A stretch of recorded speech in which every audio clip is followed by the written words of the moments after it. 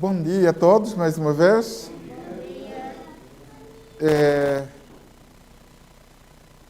Quero mais uma vez saudar todos quantos se dignaram a estar aqui esta manhã.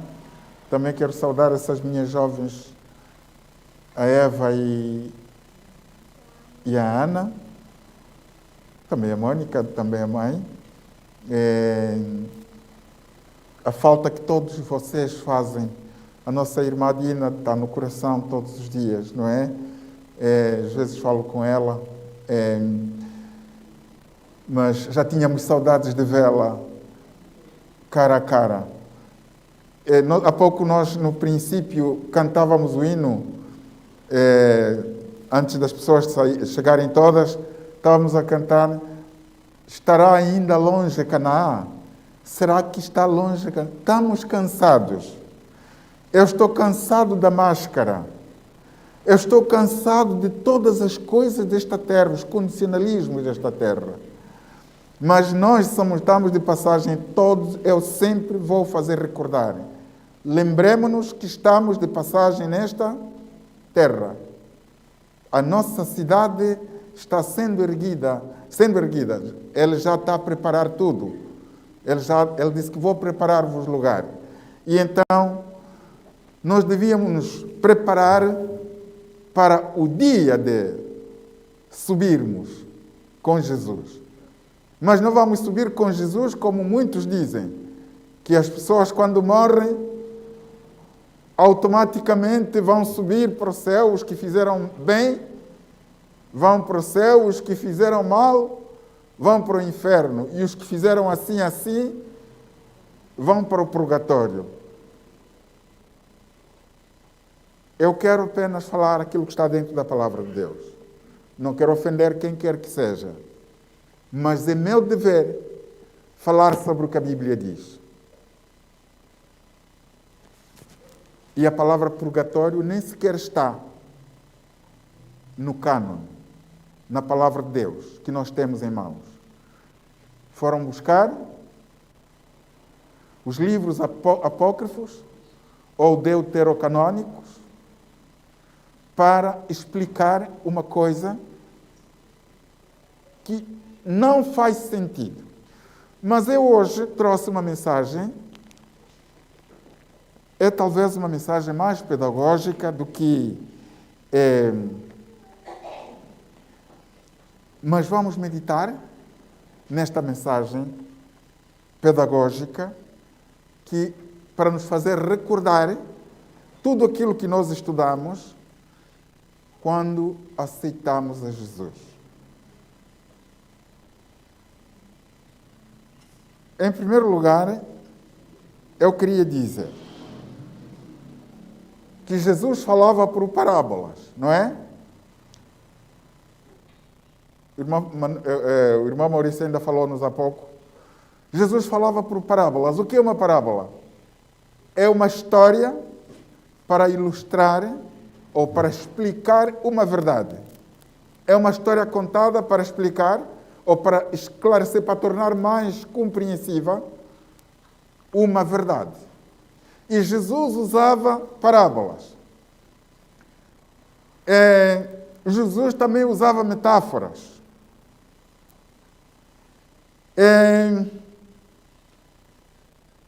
Afinal, por que Jesus usava parábolas? Ele uma vez disse: eu uso parábolas para que aqueles que veem não vejam. Será que Jesus estava a usar parábolas para que as pessoas não compreendessem? Não. Aqueles que pensam que estão a ver não vão acreditar nas parábolas, porque as parábolas de Jesus eram tão simples que ele ia buscar coisas simples da vida para ilustrar a mensagem. Como o semeador, como a videira, como a figueira. Jesus ia buscar exemplos da vida corrente, coisas simples, para que o povo simples pudesse compreender a sua mensagem. Mas nós vamos abrir a palavra de Deus em Lucas capítulo 16 e vamos ver uma parábola. Uma parábola que tem dado polêmica, uma parábola que tem levado pessoas a fazerem aquilo que não é correto ou a explicarem o inexplicável. Lucas, capítulo 16.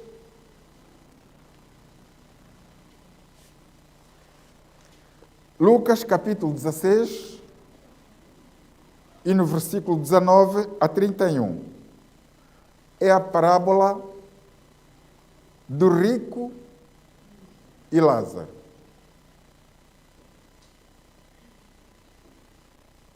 Será que as pessoas, quando morrem, vão imediatamente para o céu? A palavra de Deus não nos diz isso. A palavra de Deus nos diz que quando nós morremos, dormimos o sono da morte. E dali, só na ressurreição, é que nós iremos com Cristo para a eternidade. Só através deste ato da ressurreição. Jesus, ele disse mesmo, eu sou a ressurreição e a vida. Quem crê em mim, ainda que esteja morto, viverá. Quem crê em mim, ainda que esteja morto, viverá. Jesus falou isso por altura do ressurgimento de Lázaro. E vamos falar um pouco de Lázaro neste texto, que diz o seguinte: ora, havia um homem rico e vestia-se de púrpura e de linho finíssimo, e vivia todos os dias regalada e esplendidamente. Havia também um certo mendigo chamado Lázaro, que jazia cheio de chagas à porta daquele, e desejava alimentar-se com as migalhas que caíam da mesa do rico, e os próprios cães vinham lamber-lhe as chagas. E aconteceu que o mendigo morreu e foi levado pelos anjos para o seio de Abraão. E morreu também o rico e foi sepultado. E no Hades ergueu os olhos, estando em tormentos, e viu ao longe Abraão e Lázaro no seu seio. E clamando disse: Abraão, meu pai, tem misericórdia de mim e manda Lázaro que molhe na água a ponta do seu dedo e me refresque a língua, porque estou atormentado nesta chama. Disse, porém, Abraão: filho, lembra-te de que recebestes os teus bens em tua vida, e Lázaro somente males, e agora este é consolado e tu atormentado. E, além disso, está posto um grande abismo entre nós e vós, de sorte que os que quisessem passar daqui para vós não poderiam, nem tampouco os de lá passar para cá. E disse ele: rogo-te, pois, ó pai, que mandes a casa de meu pai, pois tenho 5 irmãos, para que lhes dê testemunho, a fim de que não venham também para este lugar de tormento. Disse-lhe Abraão: elas têm Moisés e os profetas, ouçam-nos. E disse ele: não, Abraão, meu pai, mas se algum dos mortos fosse ter com eles, arrepender-se-iam. Porém Abraão lhe disse: se não ouvem a Moisés e os profetas, tampouco acreditarão, ainda que algum dos mortos ressuscite. Vamos ver o contexto em que Jesus diz uma parábola. Já vimos o que é uma parábola. Uma parábola é uma comparação. É uma comparação ampliada, na qual se afirma ou sugere que uma coisa é como a outra. A palavra parábola, em português, denota um artifício literário no qual uma narrativa curta, verdadeira ou fictícia, ilustra uma verdade moral ou espiritual. Portanto, as parábolas são para ilustrar uma verdade.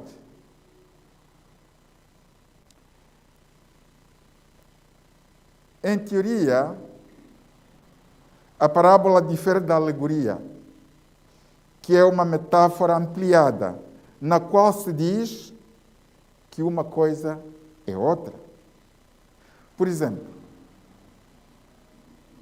o Espírito Santo desceu sobre Jesus como uma pomba. É uma comparação.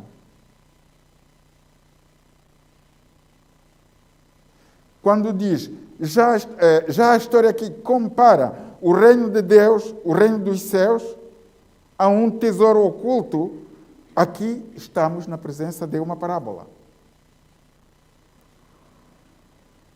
Quando Jesus diz, vós sois o sal da terra, é uma metáfora. Quando Jesus diz, eu sou a videira verdadeira, estamos perante uma alegoria. E há outras coisas de que podíamos falar. Uma fábula é uma narrativa da realidade que costuma atribuir inteligência humana, fala e ação a coisas inanimadas, plantas ou animais. Mas o que nós acabamos de ler é uma parábola. É uma parábola. Agora o problema está em se vamos interpretar esta parábola no sentido literal ou se vamos interpretar a parábola como parábola. Porque se é uma história para ilustrar uma verdade, não vamos falar da história como se fosse realidade. O que é que as pessoas dizem? O que é que nós acabamos de ler? Um rico, um homem Lázaro, mendigo, pobre, e este Lázaro ficava à mesa deste pobre, ia à casa do rico, ou era levado à casa do rico, para que ele pudesse comer das sobras. Podíamos dizer, ele podia ficar talvez no contentor do lixo do rico, para comer das sobras do rico. É-nos dito que estava cheio de chagas.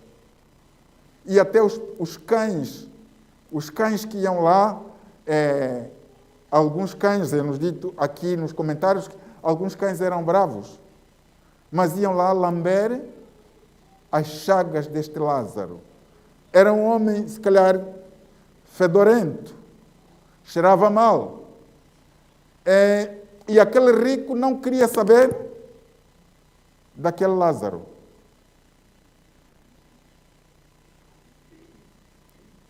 Jesus fala de Lázaro e põe o nome Lázaro. Os comentaristas dizem que é a primeira vez nessa história, é a primeira vez que Jesus vai buscar o nome de uma pessoa, porque nós sabemos que Lázaro foi irmão de Marta e de Maria. Sabemos a história de Lázaro, que Lázaro adoeceu, o mestre bem podia chegar mais cedo, mas o mestre se atrasou e ele acabou por morrer. Quando chegou já tinha 4 dias na sepultura. Mas Jesus disse que era para a glória e honra do nome do Senhor.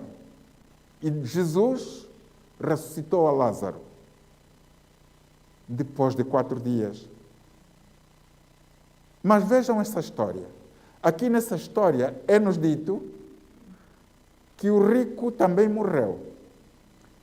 Morreu Lázaro e foi levado para o seio de Abraão. Nós já vamos falar um pouco seio de Abraão. É a primeira vez que a Bíblia, nesse texto, é a primeira vez que a Bíblia nos diz seio de Abraão. Vamos analisar um bocadinho esta parábola. Primeiro é que temos dificuldades na interpretação literal. Porque todos aqueles que dizem porque essa parábola é tomada por muitos evangélicos como prova da imortalidade da alma. Será que isto é prova de imortalidade da alma? É parábola ou é uma coisa real? É literal? há dificuldade para uma interpretação literal. Primeiro, o cenário da parábola é o Hades. O que é o Hades? É sepultura. Não é verdade? O Hades é sepultura. A palavra grega que equivale a Sheol, do hebraico. Sepultura. E eles aqui não usam Gehenna, que é a palavra que é empregada para o castigo eterno com fogo. A história é muitas vezes contada, já o disse aqui, para provar que, estão a ver, que Lázaro morreu e foi levado para o céu. O rico morreu e foi levado para o inferno. Eles tomam isto como literal para dizer que está exatamente ali. Aquilo que eles dizem. Mas, meus queridos irmãos, Lázaro vivia de migalhas. Já falamos disso. Indo mais para frente, é-nos dito que quando Lázaro foi levado para o seio de Abraão e o rico a ser atormentado no inferno, nesse caso, no fogo, não é? É-nos dito que o rico estava tão atormentado que ele disse, olha, pai Abraão, manda Lázaro para ver se molha o seu dedinho na água e venha me refrescar a língua. E Abraão diz que, não, mas há um fosso entre nós. Os que estão aqui não podem passar para lá, nem os de lá podem passar para cá. O abismo entre o céu e o inferno é realisticamente demasiado grande para se atravessar de um lado para o outro, mas é suficientemente pequeno para poderem conversar. Meus queridos irmãos, essa interpretação literal dessa parábola enferma de muitas coisas erradas. Então, significa que, quando nós formos para o céu, as nossas habitações, ou as habitações dos remidos e dos perdidos, estarão sempre ao alcance da vista uns dos outros. Que paraíso é que nós vamos ter em que eu vou ver um parente meu a queimar no fogo, e naquele tempo, sabe o que é que me diziam? Eu era miúdo e mostravam umas figuras com o diabo com cauda, assim, muito coisa, com chifres, com aquelas coisas e patas, parece ser, sei lá, e depois com um garfo desses de tirar estrume ou de tirar. Eu quando perguntava, meu pai dizia, olha, isto é o garfo com que o diabo vai virando as pessoas. Quando queimar de um lado, ele vira a pessoa para queimar do outro. E depois vira a pessoa. E assim todos os dias. Todos os dias. É horrível pensar-se numa coisa dessas. Que Deus é que iria permitir isto? Será que nós vamos viver vendo os outros a sofrerem? Esta é uma das dificuldades. Vejam bem, é preciso ver aqui que Lázaro foi levado para o seio de Abraão. Lázaro não foi levado na presença de Deus. Foi levado para o seio de Abraão. Abraão aqui, vejam que Abraão aqui é o personagem principal. Aqui não é Deus o personagem principal.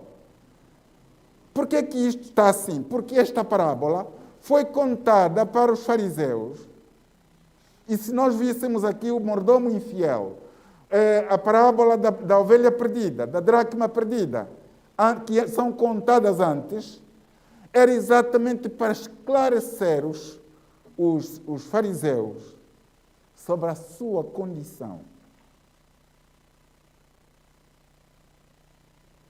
E cada um dos personagens é apresentado sem que houvesse ressurreição. Nós sabemos que Só depois da ressurreição é que nós vamos estar com o nosso Deus. Agora todos os mortos dormem no Senhor.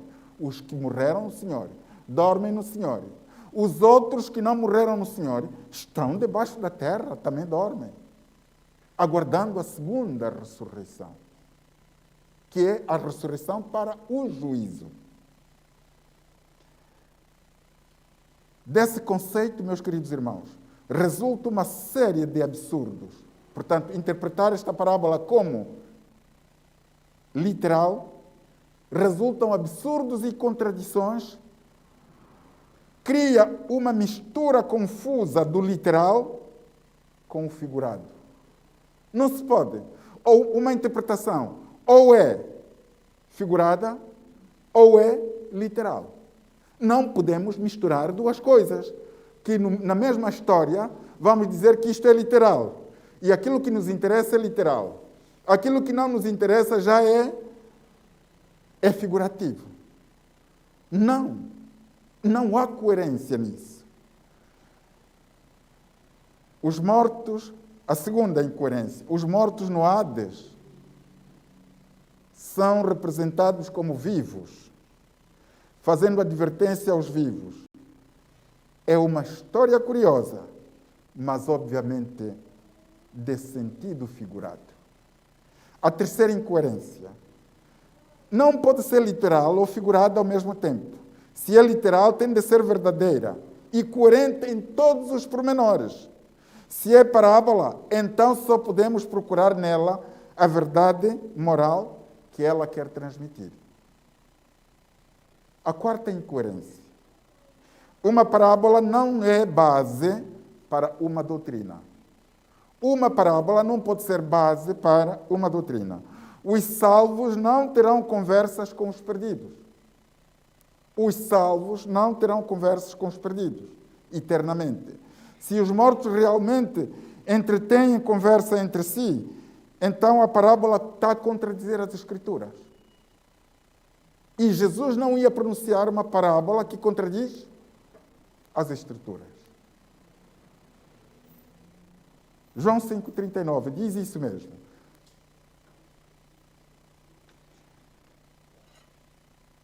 Vamos ler o Salmo 146, versículo 4. Salmo 146, versículo 4. Nós vamos ler alguns textos para nos esclarecerem em como isso está errado. Não podem tomar esta parábola como literal. Não podem. Salmo 146, versículo 4, diz assim: sai-lhes o espírito, os mortos, não é? Sai-lhes o espírito, e eles tornam para a sua terra. Naquele mesmo dia, perecem os seus pensamentos. Naquele mesmo dia, perecem. É por isso que, se lêssemos mais um bocadinho à frente, no livro de Eclesiastes, capítulo 9, que todos conhecem, e os meus alunos da classe bíblica sabem muito bem disso, falamos muito desse texto, exatamente para esclarecer, para que não haja equívocos. Não há almas que andam por aí de mortos, porque todos os mortos dormem. Agora, pode haver feiticeiros e bruxos que trabalham com as forças ocultas, trabalham com os anjos caídos. São anjos caídos, não são os nossos entes queridos. É verdade que estes anjos caídos, tal como o próprio Satanás, eles podem encarnar alguma pessoa que já morreu. Nós vemos isso, exatamente, no tempo de Samuel. No tempo de Saul, Saul, quando estava completamente desvairado, ele tinha feito tanta coisa contra Deus, e eu digo mesmo que naquela altura já tinha cometido o pecado contra o Espírito Santo, e então ele não encontrava Deus em lado nenhum, e quis encontrar salvação, quis encontrar respostas na feiticeira de Endor. Mas o fim dela foi trágico. Meus queridos irmãos, Vamos ler outro texto, não é? Eclesiastes 9, versículo 5, diz assim: porque os vivos sabem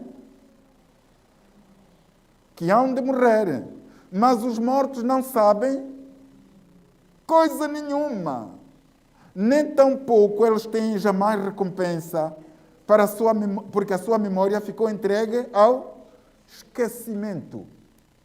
Até o seu amor, o seu ódio e a sua ira já pereceram e já não têm parte alguma neste século em coisa alguma do que se faz debaixo do sol. Os nossos entes queridos estão repousando, aguardando a palavra de ordem do nosso Salvador Jesus. Saia. Vai aparecer ali o meu nome, o teu, o nome de muitos dos nossos queridos que já partiram. Vai aparecer o nome, Jesus vai dizer, saia, como ele disse para Lázaro, que já estava há 4 dias. Mas aquilo de Lázaro voltou a morrer. Mas Jesus quis mostrar que ele tem poder para ressuscitar os mortos. Meus queridos, o tempo já me passou, mas eu queria que víssemos mais alguns textos. O texto de Atos, o irrestrito literalismo, em contraste com a verdade bíblica, está em contraste com a verdade bíblica. Interpretando esse texto como literal, nós estamos contra a verdade bíblica. Então, é-nos dito que o mendigo recebe recompensa e o rico recebe punição. Mas isso tudo antes do juízo. Então, onde é que está o juízo? Não diz a palavra de Deus que vai haver juízo final? Não diz a palavra que haverá julgamento? Cristo vai julgar, Ele é o juiz e Ele é o advogado. Glória a Deus.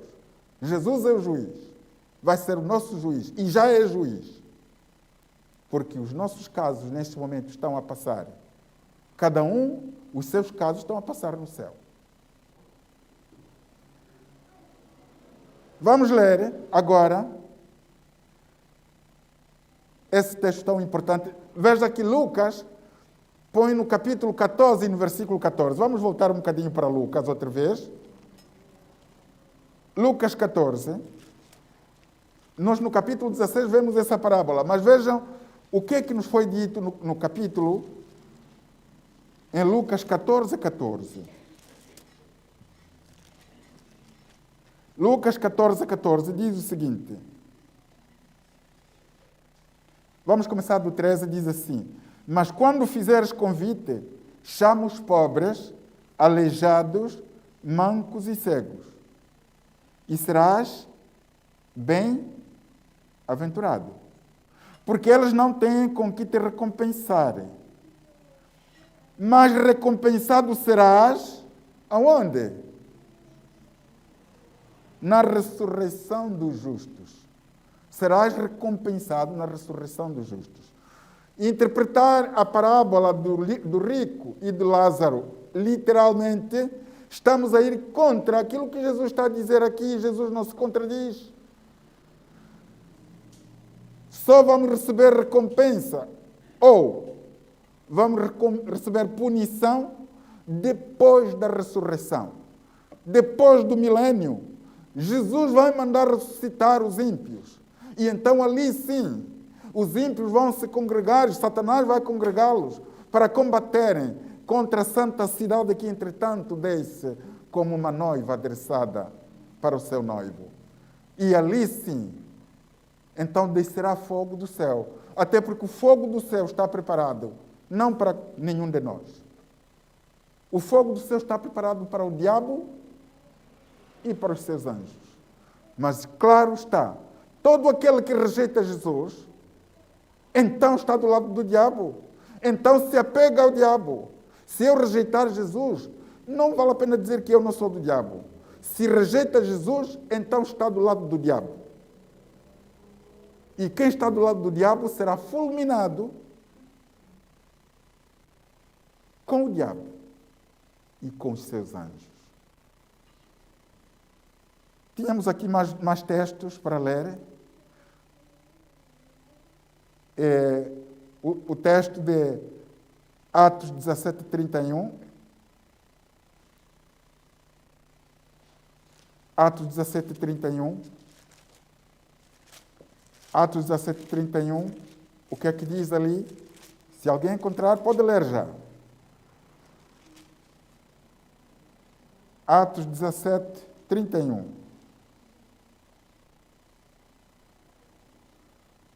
Porquanto tem determinado um dia em que com justiça há de julgar o mundo. Tem determinado um dia que com justiça há de julgar o mundo. Há um dia para o juízo. Não é dizer que a pessoa morreu, olha, foi levado. Jesus quis apenas, nesta parábola, ilustrar uma coisa, que nós vamos já ver. O que é que Jesus quis ilustrar? Também nós podemos encontrar aqui nesta parábola que os justos como os injustos jazem no silêncio e inconscientes na morte até que Jesus volte. Qual é o propósito evidente da parábola? A parábola foi proferida para influenciar os vivos e adapta-se à ocasião em que os fariseus achavam que... Sabem o que é que os fariseus pensavam? Eles pensavam que eram filhos de Abraão e só pelo facto deles serem filhos de Abraão, pelo facto deles fazerem isto e fazerem aquilo, eles eram merecedores da vida eterna. O homem rico da parábola é descrito com muita habilidade pelo Senhor Jesus. A tradição atribui-lhe o nome de Dives. Isso diz Flávio José, que o nome dele era Dives. Não há indício de coisa reprovável na sua vida. Na descrição que Jesus faz, não há indício de coisa reprovável na sua vida. Não é descrito como sensual, injusto ou depravado. Não há indício de coisa nenhuma de reprovável em sua vida exterior. Era abastado e morava numa bela mansão. Era tolerante, porque até permitiu Lázaro entrar em sua casa para estar debaixo da sua mesa. Segundo os fariseus, o lugar desse rico estava garantido no céu. Mas Jesus estava a dizer nessa parábola que este fariseu estava completamente perdido. Eles diziam que temos por pai Abraão. E é por isso que a parábola vai buscar. Diz que ele morreu e foi levado não na presença de Deus, mas foi levado no seio de Abraão. Não é Abraão, meus queridos irmãos. O céu não é Abraão. Até porque se nós lêssemos em Hebreus, no capítulo 11, na galeria dos heróis da fé, é-nos dito que Abraão também espera. Nós podíamos ler isso. Abraão, em Hebreus, no capítulo 11, é-nos dito que Abraão também aguarda. Abraão aguarda. E eles estavam a confiar em Abraão. Nós temos por pai Abraão. Foi isso que disseram no capítulo 8 de João. Nós temos por pai Abraão. Então nós somos o quê? Nós somos. Nós é que somos. Nós somos salvos. Jesus diz, não. Ele ignorou aquele pobre. E como ignorou muitos. Meus queridos irmãos, eu estava a dizer Hebreus 11, e vamos ver rapidamente no versículo 16. Mas agora, desejam uma melhor, isto é, a celestial, pelo que também Deus não se envergonha deles, de se chamar seu Deus, porque já lhes preparou uma cidade. Já lhes preparou uma cidade. Versículo 14. Porque os que isso dizem claramente mostram que buscam uma pátria. Nós buscamos uma pátria. É a pátria celestial. Abraão buscava essa pátria. E um dia veremos Abraão lá na eternidade. Mas Abraão aguarda pela ressurreição. Nós não sabemos o que aconteceu com Abraão. Mas a verdade é que Abraão, Davi e todos os outros, tirando aqueles que nós sabemos que estão na eternidade já, eles todos aguardam pela ressurreição e o dia do juízo.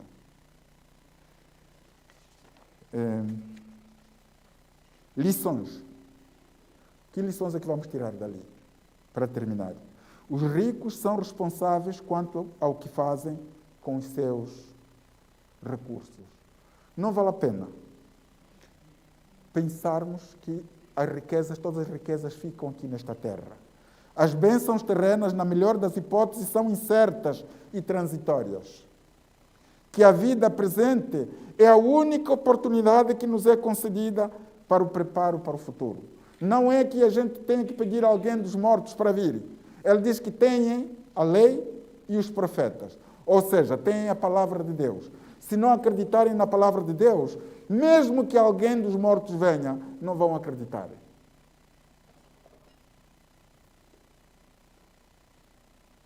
Que a desumanidade é outra lição, desqualifica as pessoas para o céu, como aquele desumano que olhava para Lázaro e não queria saber dele. Que os claros ensinos da palavra de Deus são suficientes para nos tornarmos sábios para a salvação. Hoje, meu querido irmão, Jesus te chama. Jesus te chama porque Ele está a preparar uma terra lá para nós.